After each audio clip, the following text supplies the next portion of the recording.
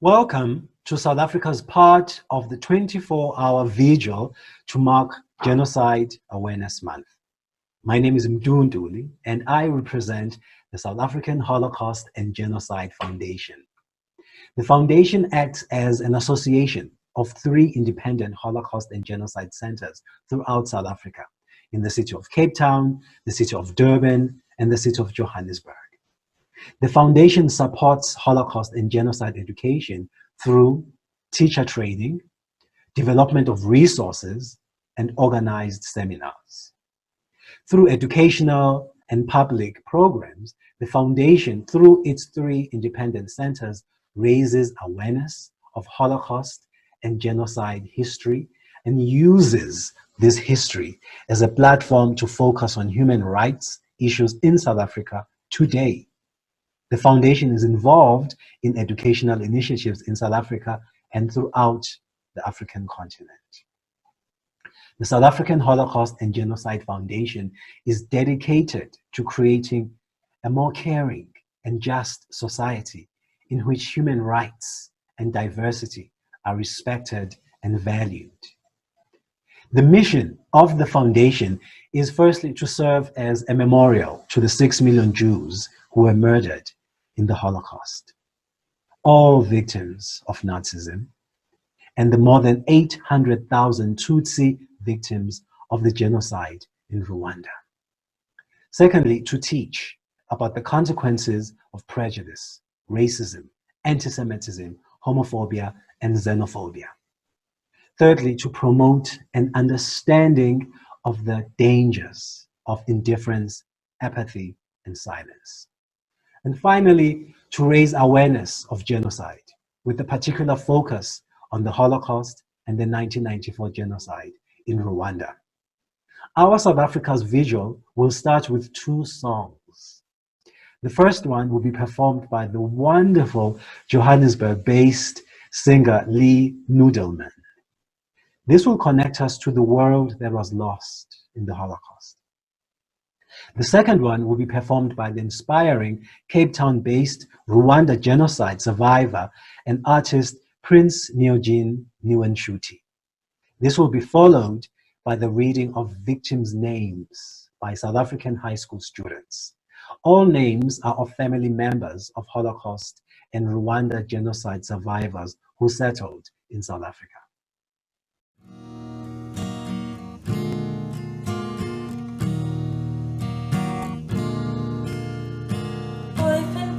Chick brennt auf Feuern und in Stoff ist Hass und der Rebellen kleine Kinder der Male weiß und der Rebellen kleine Kinder der Male weiß solche Kinder bedeckte Paare was ihre Should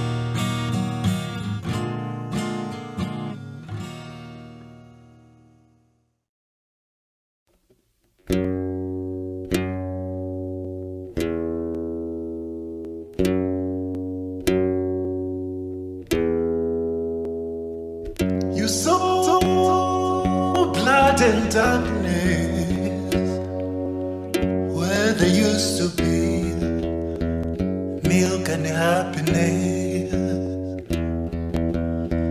where there used to be wealth, now it's poverty and danger to health. You saw your people losing humanity, evil, violated conscience and made it empty. Evil, developing your culture, but nothing was done to stop the fire. So cold and enlightened in the sciences, educated, civilized in the so-called free, destroy you instead of saving us. Highway, hey, hey, hey, hey, Rwanda, Uyana, Uya, Nibikondiri, Hangari, Sumena, Moro, Utwere, I'm a summon, I'm a soko, Yaniri, Bisakar, Africa, no queasy, highway, hey, hey, hey, hey, hey, Africa, oh yeah, Nibikongere, Komezo twazo dauka Africa, twese tugusigasire, tuikireze Rwanda, Hangaristo murimo n'urukundo, rwanye kwikubira ibirwara n'inzara, ntakabuza imbere hawe ni heza. Wabonye hatembaga amata, hatemba amaraso, ahahora kuki ubukene bukigita amasaso. Wabonye abawe babura ubuntu, ububisha bubaho n'umutima n'amanyamuntu, incuke ziracuka kuko n'amacuga, wuzuye imfuta abapfakaza banyurura u Rwanda. Wagiye ryera umuco ucengerwamo n'ibico, urebera icakubiri ntiwarica, abakura baribo bareba ibikudaca, umutima namuribagirana urazima. Ubuhanga bw'abiyita intore n'intiti, abiyita ngo barajijutse, ngo barakize kandi barigenga, baradutabaho kudutabara iwe.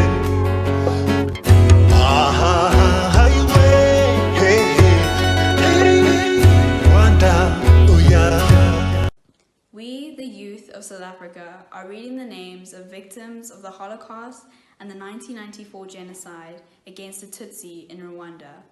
These names are family members of survivors who settled in South Africa. May we always remember them. Kabayizi Ildefonse, Kabayizi Marabu, Kabayizi Tintin, Kabayizi Kaitetsi, Ramuhizi Alois, Iranyawera Alice, Ndamage Vincent, Muhirwa Charles, Kayigi Gaspard, Umurungi Jean, all born in Rwanda, murdered in the 1994 genocide against the Tutsi. Franza Ev and Irene D. Schlesinger, born in Baki Petrovac, Yugoslavia, murdered in the Holocaust. Elias and Frederica de Souza Pimentel, born in Amsterdam, Holland, murdered in the Holocaust. Elizabeth Gross, born in Zagreb, now Croatia, murdered in the Holocaust.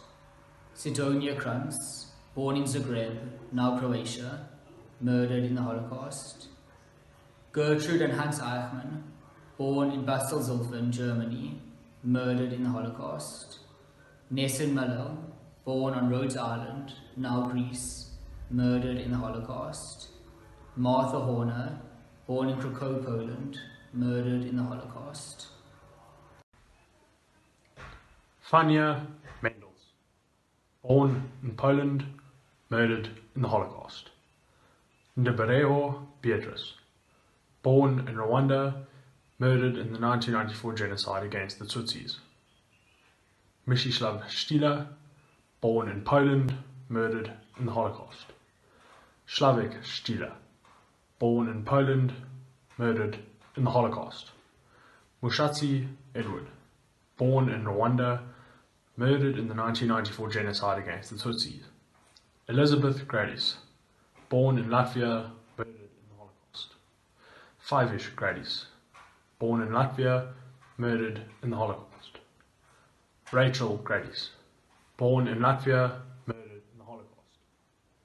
Birumgiro Bernard, born in Rwanda, murdered in the 1994 genocide against the Tutsi. Leo Marx, born in Germany, murdered at Auschwitz-Birkenau. Hella Turner, born in Nowatarg, Poland, murdered in Balzich Killing Center. Sila Turner, born in Nowatarg, Poland, murdered in Balzich Killing Center. Leah Turner, born in Nowatarg, Poland, murdered in Balzich Killing Center. Kagofero Pierre, born in Rwanda, murdered in the 1994 genocide against the Tutsi. Benjamin Flint, born in Otwock, Poland, murdered in the Treblinka Killing Center. Kana Claude, born in Rwanda, murdered in the 1994 genocide against the Tutsi. Yehudis Kaplan, born in Lithuania, murdered in the Holocaust. Shaul Kaplan, born in Lithuania, murdered in the Holocaust. Leib Kaplan, born in Lithuania, murdered in the Holocaust. Kayeye Clement, born in Rwanda, murdered in the 1994 genocide against the Tutsi. Hilda Marx, born in Germany, murdered in Auschwitz-Birkenau. Ingabire Marie Galette, born in Rwanda, murdered in the 1994 genocide against the Tutsi. Alta Benjamin Kaluska, born in Poland, murdered in the Holocaust. Bela Kaluska, born in Poland, murdered in the Holocaust. Leon Kaluska, born in Poland, murdered in the Holocaust. Karegeya Jean de Dieu, born in Rwanda, murdered in the 1994 genocide against the Tutsi. Nina Kushner, born in Lithuania, murdered in the Holocaust. Wolf Kushner, born in Lithuania, murdered in the Holocaust. China Kushner, born in Lithuania, murdered in the Holocaust. Kadushi Celestin, born in Rwanda, murdered in the 1994 genocide against the Tutsi. Family of Irene Grohl, Adolf and Elizabeth Kayem. Family of Miriam Lichterman, Pearl Yaakov, Israel and Moshe Teitelbaum. Family of Ella Blumenthal, Chaim Chava, Esther Itzchak, Gela and Ruth Frank. Family of Pinchas Guta, Chaya Menachem and Sabina Guta. Family of Henia Breyer, Ali Melech and Abraham Fishman. Yandwi Ezekiel, born in Rwanda, murdered in 1994 genocide against Tutsi. Hannah Baum, born in Belgium, murdered in the Holocaust. Jacob Baum, born in Belgium, murdered in the Holocaust. Netandayera Pauline, born in Rwanda, murdered in 1994 genocide against the Tutsi. Moshe Hirsch Gorwitz, born in Lithuania, murdered in the Holocaust. Blume Gorwitz, born in Lithuania, murdered in the Holocaust. Deborah Gorwitz, born in Vilna, Poland, murdered in the Holocaust. Bosiena Charles, born in Rwanda, murdered in 1994 genocide against the Tutsi. Kaningwa Aline, born in Rwanda, murdered in 1994 genocide against the Tutsi. Kaningwa Hamana, born in Rwanda, murdered in 1994 genocide against the Tutsi. Figa Kaplan, born in Poland, murdered in the Holocaust. Ntandayera Pauline, born in Rwanda, murdered in the 1994 genocide against the Tutsi. Menachem Mendel Guta, born in Lithuania, murdered in the Holocaust. Sabina Guta, born in Lithuania, murdered in the Holocaust. Remarika Monique, born in Rwanda, murdered in the 1994 genocide against the Tutsi. Bella Kraus, born in the Netherlands, murdered in the Holocaust. Mariska Kraus, born in Hungary, murdered in the Holocaust. Jenno Kraus, born in Hungary, murdered in the Holocaust. Muriel Kraus, born in Hungary, murdered in the Holocaust. Sanja Kraus, born in Hungary, murdered in the Holocaust.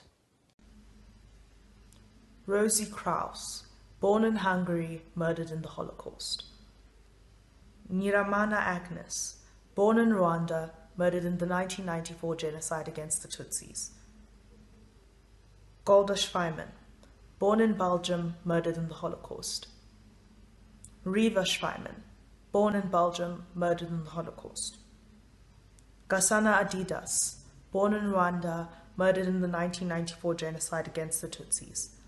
Deborah Weishman, born in Belgium, murdered in the Holocaust. Sebanani Augustin, born in Rwanda, murdered in the 1994 genocide against the Tutsis. Basha Migdal, born in Belgium, murdered in the Holocaust. Mukagatare Vestine, born in Rwanda, murdered in the 1994 genocide against the Tutsis. Tobias Hetner, born in Belgium, murdered in Auschwitz-Birkenau. Feige Pipes, born in Poland, murdered in Auschwitz-Birkenau. Muhigire Pasteur, born in Rwanda, murdered in the 1994 genocide against the Tutsi. David Zark, born in Latvia, murdered in the Holocaust. Rebecca Zark, born in Latvia, murdered in the Holocaust. Kiramira Laurent, born in Rwanda, murdered in the 1994 genocide against the Tutsi. Berta Dukarovitz, born in Latvia, murdered in the Holocaust. Sain Zorga Paul, born in Rwanda, murdered in the 1994 genocide against the Tutsi. Zalda Kaplan, born in Poland, murdered in the Holocaust. Alka Kaplan, born in Poland, murdered in the Holocaust. Chaya Kaplan, born in Poland, murdered in the Holocaust. Fritz and Gerda Hammerstein, born in Braunschweig, Germany, murdered in the Holocaust. Eliezer Yakov Breiner and Feige Katz, born in Masudis, Lithuania, murdered in the Holocaust. Helena Bachmann, born in Hamburg, Germany, murdered in the Holocaust. Robert Bachmann, born in Hamburg, Germany, murdered in the Holocaust. Moritz and Regi Welisch, born in Vienna, Austria, murdered in the Holocaust.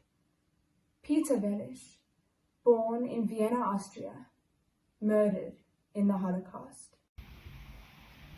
Shayna Vexler, born in Lithuania, murdered in the Holocaust. Shmuel Vexler, born in Lithuania, murdered in the Holocaust. Mutateli Alice, born in Rwanda, murdered in the 1994 genocide against the Tutsi. Ita Todres, born in Lithuania, murdered in the Holocaust. Uraineza Esperance, born in Rwanda, murdered in the 1994 genocide against the Tutsi. Meir Gotz, born in Hungary, murdered in the Holocaust. Kaningwa Tade, born in Rwanda, murdered in the 1994 genocide against the Tutsi. Joshua Pipes, born in Poland, murdered in Auschwitz-Birkenau. Rivka Pipes, born in Poland, murdered in Auschwitz-Birkenau. David Pipes, born in Poland, murdered in the Holocaust. Simele Putterman, born in Skarżewska Kamienia, Poland, murdered in the Holocaust. Josel Putterman, born in Skarżewska Kamienia, Poland, murdered in the Holocaust. Alfred and Margaret Altman, born in Breslau, Germany, murdered in the Holocaust. Alexander Bier, born in Berlin, Germany, murdered in the Holocaust. Mariana Grantfeld, born in Katowice, Poland, murdered in the Holocaust. Louis and Rosalie Hammerstein, born in Germany, murdered in the Holocaust. Hermann and Frieda Bauchenheimer, born in Braunschweig, Germany, murdered in the Holocaust. Kageruka Lambert, Kageruka Emable, Kageruka Sonar, Kageruka Charlotte, Kaningwa Freddy, Kaningwa Thierry, Kaningwa Aline, Kaningwa Hamana, Matabaro Gilbert, Ateka Kimana Fulbert, all were born in Rwanda, murdered in the 1994 genocide against the Tutsi. After the Second World War, approximately 350 Holocaust survivors settled in South Africa.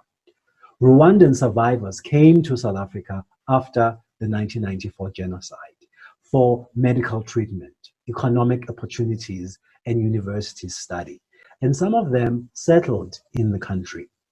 We will now share with you a few testimonies from some of these survivors.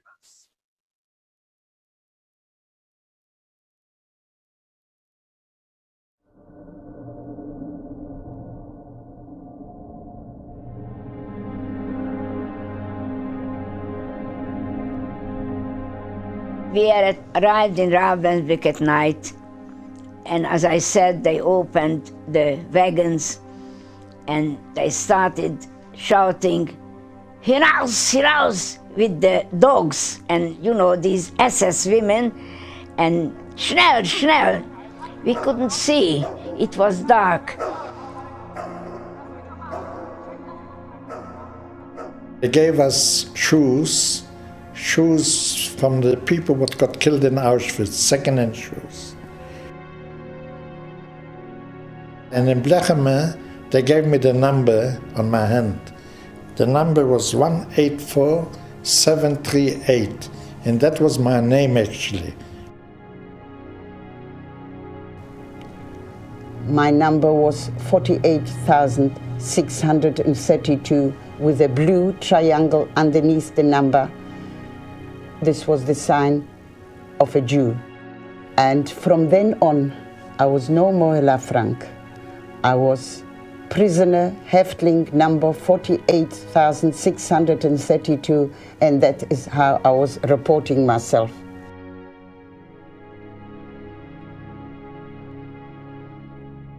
They used to wake us up early in the morning, like 6 o'clock.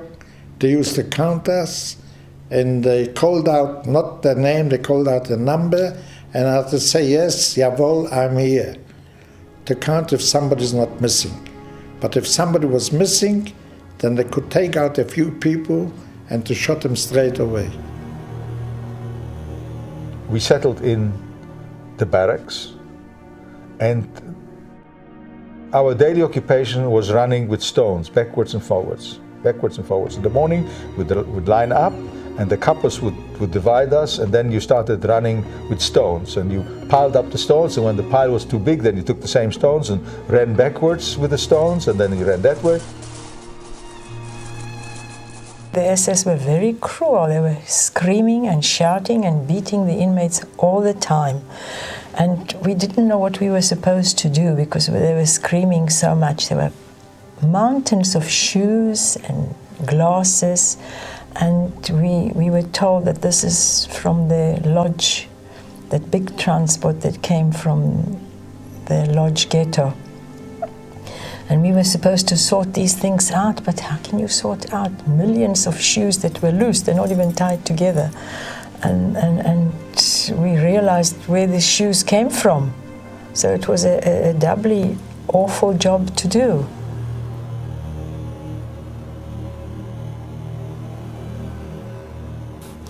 When I got my one slice of bread, I had a big problem. Do I eat that whole big meal now? Or do I keep a piece for myself until the afternoon when I know I'm going to be bloody hungry? And I remember my decision to eat the whole thing was based on the fact that I was a child. And everybody else was also hungry. And if an adult came to me and tried to take it off me, I could not prevent him from doing it, unless I'd eaten it.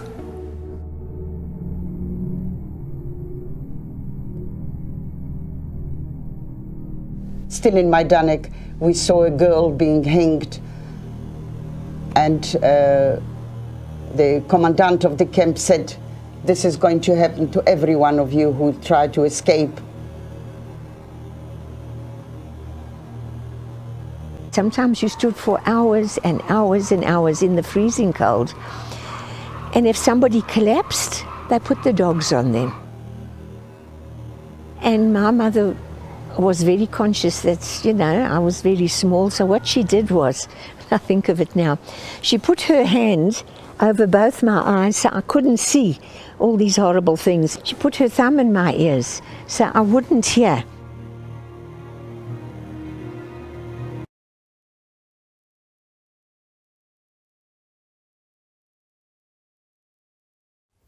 Me, my brother Bernard, and Jeff,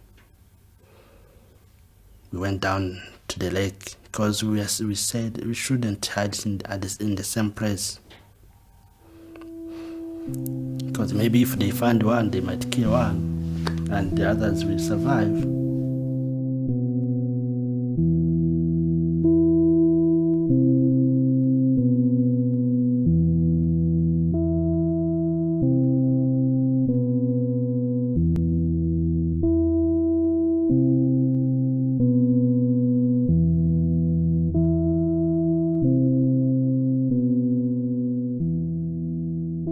But now the problem, there were hippos in that lake.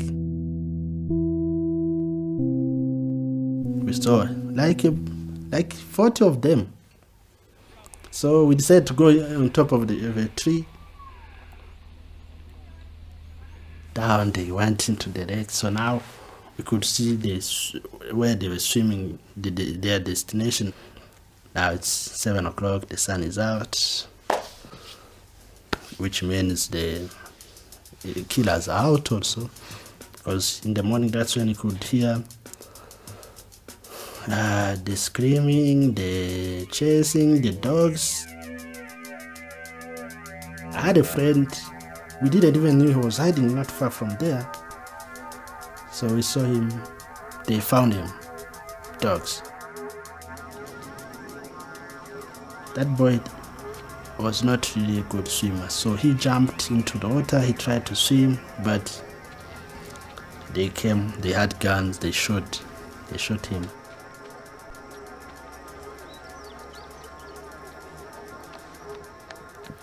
He was in my class, I remember him. That day, that's when I was like, okay, this is real. Because that was the first time I saw someone being just killed in front of me. But couldn't, nothing, could just keep quiet. Pray that they don't find you.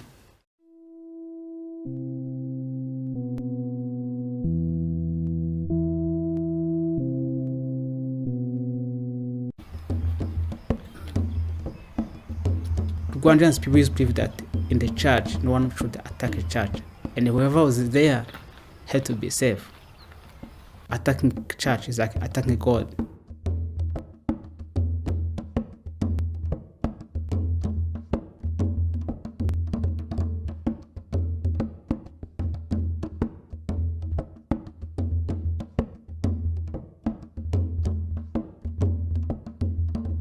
In the morning we hear bomb, boom, boom, everywhere.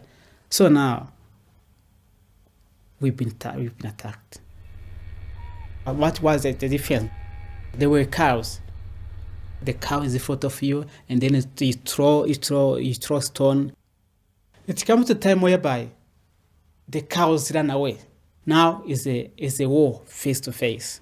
So they hit me at the back, everywhere, and here. But then, let me tell you that the memory when you know that you're going to die, I think there's no pains.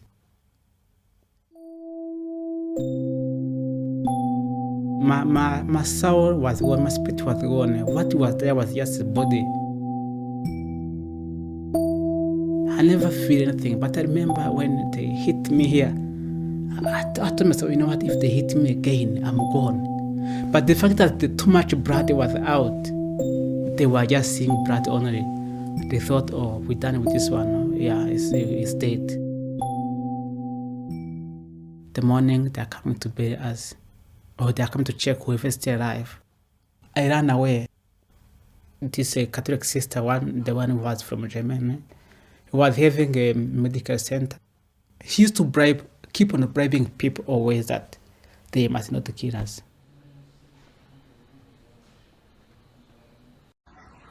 In 2009, as a grade 8 learner at St. Stithians Girls College, my classmates and I had the privilege of meeting Xavier Ngabo and hearing his tragic account of what had happened to him during the genocide in Rwanda. For a period, Xavier lived in Johannesburg, where he volunteered at the Johannesburg Holocaust and Genocide Centre. I remember being 14 years old, sitting alongside my friends and classmates in our chapel. In history, we had been learning about the atrocities that had happened during the genocide in Rwanda. And now before us stood this kind, humble man and a survivor of these traumatic events. With tears in our eyes, we were deeply moved by all that Xavier had endured. Xavier had lost his entire family before and during the genocide. Many survivors have the need to figure out how their family members died, to retrieve their remains and give them a dignified burial. During his account to us, Xavier expressed how he too wished to figure out what happened to his family. Our grade of girls were compassionate individuals who felt strongly about finding some way to help Xavier and to honor his family. We made it our mission to help raise funds for him to find out what happened, just as he had expressed to us. Through baking sales and generous donations, we achieved that goal, and later in 2009, Xavier returned home. There, he uncovered the fates of his parents through the Gachacha courts. Xavier's father, Mushatsi Edward, was killed on the 23rd of January 1991 at a roadblock in Rugeshi village. Bandora, one of the confessed killers, helped Xavier locate his father's remains. Xavier's mother, Ndibereho Beatrice, was hidden by her Hutu neighbor, Marciana, but was tracked down and killed by the Interahamwe on the 9th of April 1994. When Xavier located and exhumed his mother's remains, she was still wearing her rosary and holding the key to her home. On the 9th of May 2010, Beatrice and Edward's remains were buried together in one coffin at the Mukamira Memorial Site. 9 years later, I found myself walking through the Johannesburg Holocaust and Genocide Centre, reading all the inspirational stories of the Rwandan survivors. Immediately, I was taken back to hearing about Xavier's survival story all those years ago. And as I reflected on how we have had an impact on his life and wondered where he was and how he was doing, I turned a corner in the museum and saw Xavier's story up on the wall, retelling his past and explaining the role that we had in his reconciliation. I felt so proud at that moment to know that as a group of grade 8s, only 14 years old, we had made such a difference in somebody else's life and had helped Xavier in his healing process. Perhaps it's the years of maturity and experience that I've gained in the past decade that helped me truly recognize the importance of what we did and see the strength that Xavier must have had to overcome that hardship. We all make choices throughout each day and throughout our lives. But sometimes this right to choose can become such a heavy burden, especially during a time of devastation and genocide. Because often people are faced with such tough and gut-wrenching choices, and sometimes they are faced with choiceless choices. Nobody chooses to be a victim, but some people may choose to be bystanders. Others may choose to risk their lives to rescue others, and they become rescuers or upstanders. We are now going to look at some of those choices that many people had to make during the Holocaust and the 1994 genocide in Rwanda. First They Came, a poem by German theologian Pastor Martin Niemöller. First they came for the socialists, and I did not speak out, because I was not a socialist. Then they came for the trade unionists, and I did not speak out, because I was not a trade unionist. Then they came for the Jews, and I did not speak out, because I was not a Jew. Then they came for me, but there was no one left to speak out for me. Sister Helene, who saved the lives of many Tutsi in Rwanda during the genocide in 1994, reflected. We were stopped at one roadblock where soldiers were killing people. They told everyone to leave the truck. I told our people not to give out their identity cards. I had given everyone school uniforms so they looked like students. We witnessed killings in front of us. I quarreled with the leaders. Why don't you let us go back? They are young kids that need to be fed. They told us to give them money, but we had given them all the money that we had. They let us go back to the health institute as I promised to bring them more money tomorrow. I kept the students and other families in 2 dormitories. We had food and firewood. I locked everyone inside to hide them so people who came to steal wouldn't be able to find them. The soldiers would abuse me and talk hell, but they would not get what they wanted, so they would just leave. I was very lucky that the people I was hiding didn't make any noise, and so whenever thieves and killers came, there was no sign of them. It's not me who saved them, it's God that saved them. I did not have any special superpowers. This story is about the rescue of Holocaust survivor Helene Zief, who now lives in Johannesburg. In the summer of 1943, Helene's parents, who lived in Brussels, asked the resistance to find a hiding place for their little daughter. They contacted Josine Bobryshev, a widow with 3 children who lived in the village of Mabrehan in Belgium. Helene was warmly welcomed and received as Josine's 4th child.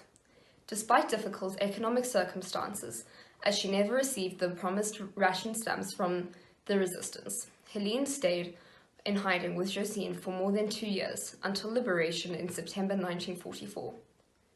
A month later, she was reunited with her parents. After tremendous efforts by Helene, in 1982, Josine Bobryshev was recognized by Yad Vashem as righteous among the nations.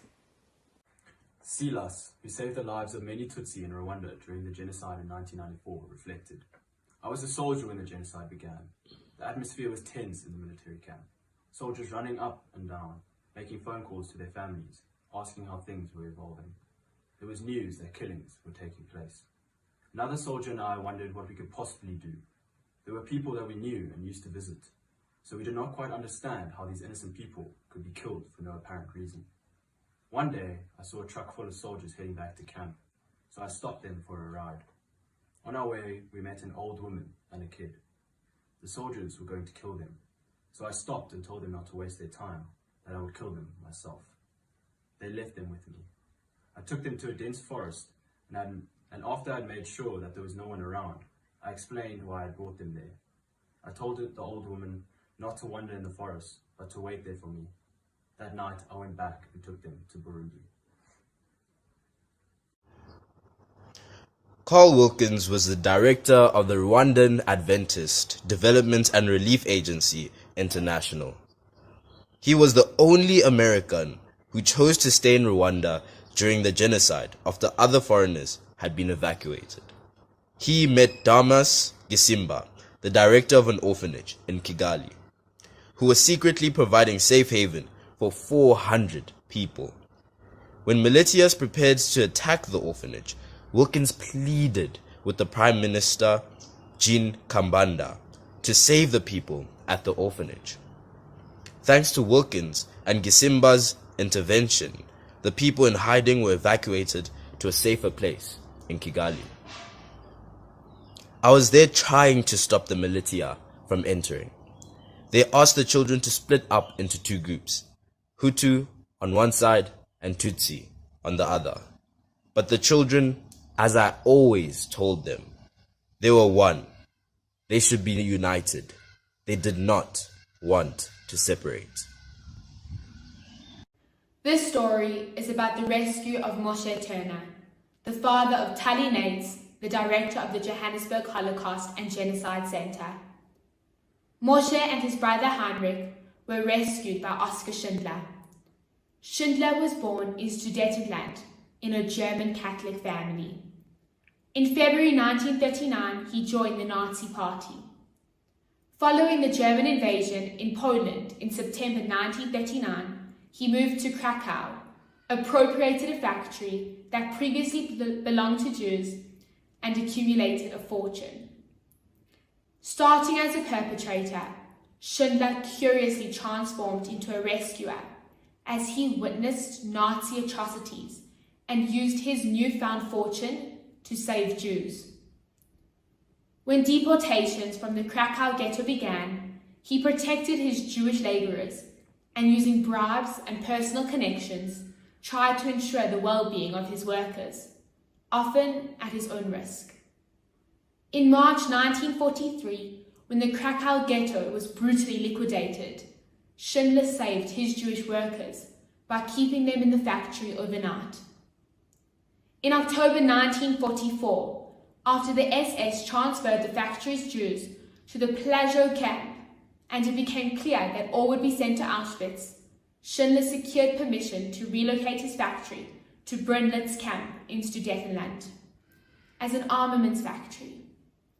A list of 1,000 Jewish prisoners, known as Schindler's List, was drawn up for the new camp. By the end of the war, Schindler had saved the lives of 1,200 Jews. He is recognized by Yad Vashem as righteous among the nations. The South African Holocaust and Genocide Foundation's 3 centers in Cape Town, Durban, and Johannesburg teach about the consequences of prejudice and hate speech so as to prevent the recurrence of mass atrocities and genocide in all their forms. While all 3 centers are independent, they all share the same core values, guided by 3 principles as centers of memory, education, and lessons for humanity. History of mass atrocities and genocide, despite their wrenching pain, cannot be unlived, but if faced with courage, need not happen again. By studying the past and engaging in a study of memory, using education as a tool, we can learn and shape our understanding of the present, deepen our engagement with our communities, and develop ourselves as better human beings. The final part of our vigil will focus on human rights issues as prejudice, racism, othering, and xenophobia, and urge you to be an active voice against instances of hate speech and related human rights violations in your community.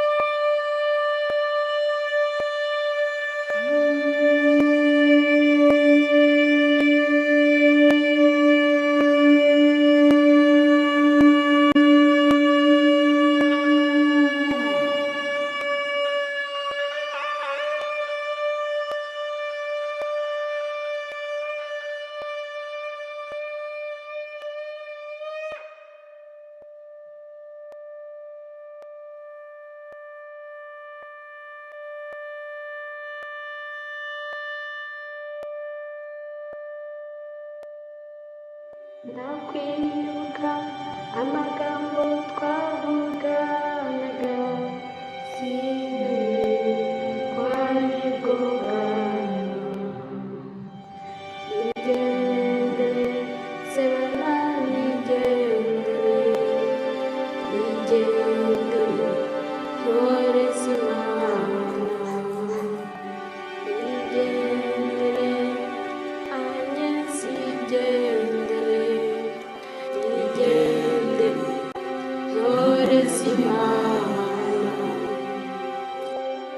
kwibuka amagambo twavuganaga simenye ko aribwo bwa nyuma.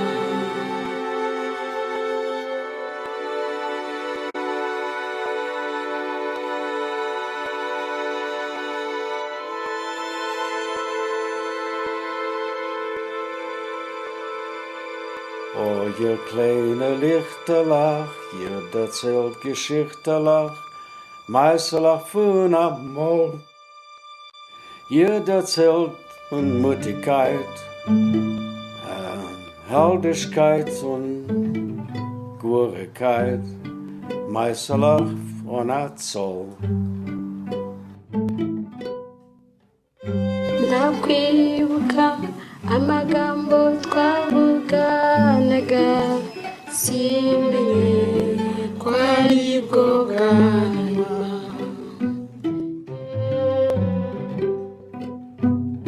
Nigendere sebana nigendere, nigendere ntore z'Imana, nigendere anye nzigendere, nigendere ntore z'Imana.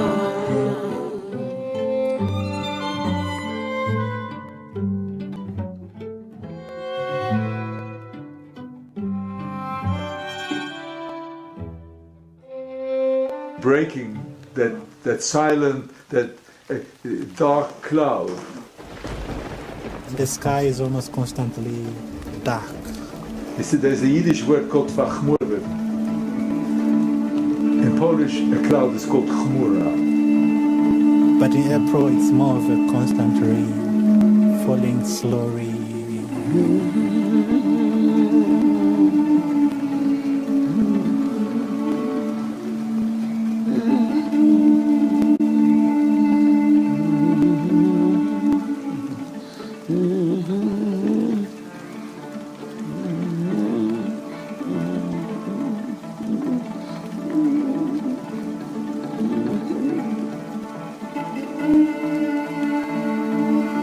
Between forest and wilderness. But we walk barefoot on frozen grass, and frozen grass is like needles. I jump and then I swim crocodile eat. To put one foot in front of another. Katikati border. Refugee, Rwanda, Rwanda. Refugee, Rwanda, Rwanda.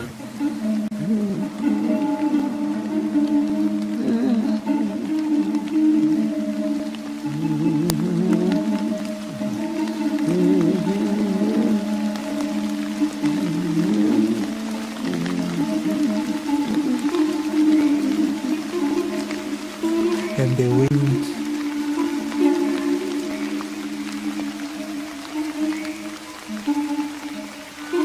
It rained a lot.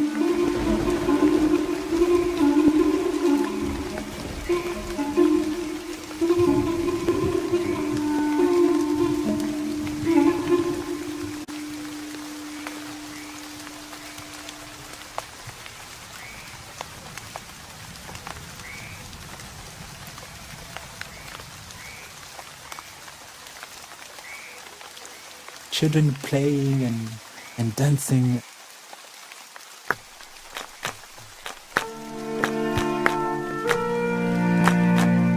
Und ich käme und hat die Geister im letzten Weg. Und ich mich freien, verstellen neue Tee. Du, mir wird noch unser Eins geweckt schon. Schlägt der Polter und der trockene Schäfer.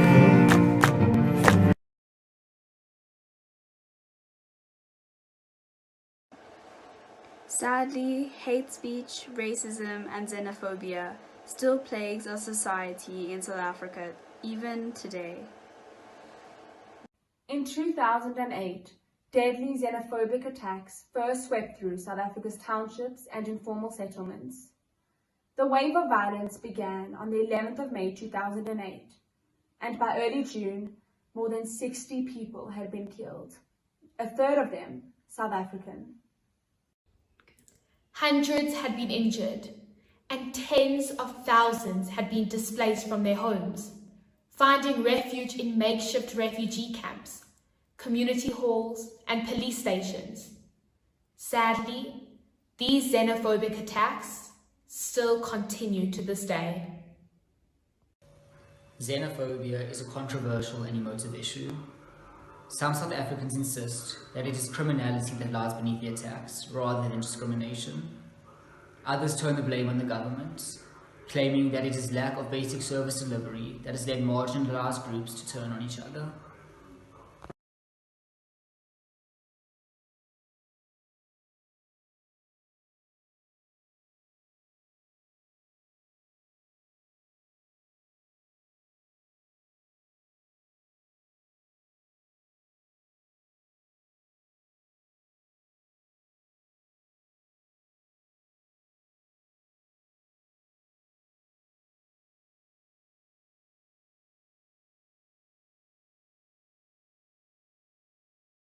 Not acting is an act. Not speaking is speaking. No physical characteristics define a person. There's no such thing as race.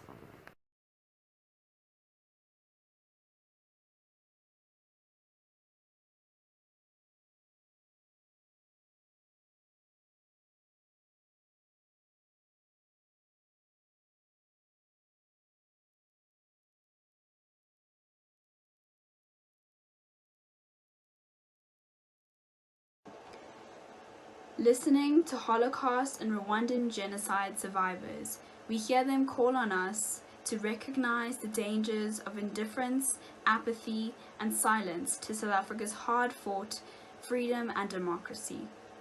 We should all commit to a caring and just society in which human rights and diversity are respected and valued. Ask yourself, what can I do to make a difference in my own family, school, or community?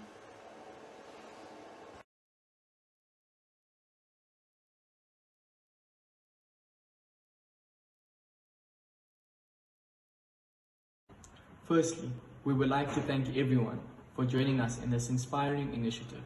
Today, the 30th of April, marks the end of Genocide Awareness Month. 75 years have passed since a third of the Jewish population was murdered in the Holocaust. 45 years have passed since over 1.5 million Cambodians were killed under the Khmer Rouge government. 26 years have passed since at least 800,000 Tutsis were slaughtered in just 100 days during the 1994 genocide in Rwanda. And sadly, the list of genocide and mass atrocities goes on and on. The month of April has seen the beginning of many atrocities throughout our history, and with each passing year, decade, and century, there will no longer be anyone to recount the horror people inflicted on one another. We will only be left with the books, films, testimonies, and the memory that will remain with us for eternity. The majority of us gathered here today have not experienced a fraction of the horrors humanity has inflicted on itself, nor can we fathom the severity of trauma and suffering that live on in survivors. However, these mass genocides and atrocities are a part of our shared history, written in blood and tears. As the youth, we have the responsibility to ensure that the memory of these genocides is not lost or forgotten. It is our role to learn from the lessons of mass killings, like the Holocaust and the 1994 genocide in Rwanda, to learn that indifference is a form of perpetration. It is our role to understand that the lines that divide humanity into groups are not there to separate us, but to allow us to embrace our diversity. We need to understand that indifference towards each other is a dangerous weapon to wield.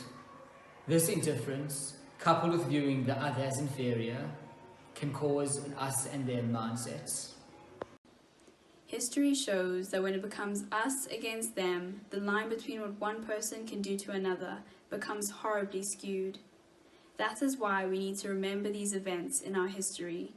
It is more than to honor the survivors and their families, but also to fight those that deny this history. It is so that generations may continue to work to fulfill the promise made by the world. Never again. In South Africa, we understand how discrimination divides people. Racism, xenophobia, sexism, and more all seek to define us by a single characteristic, rather than a summation of all our parts. We need to be aware of these types of discrimination and acknowledge the power our words and actions can have. As we all experience the COVID-19 pandemic around the world, we are fortunate enough to be able to commemorate the end of Genocide Awareness Month from the comfort and safety of our homes. We are here today and always, committed to learn the lessons, to remember, and to remind others to never forget.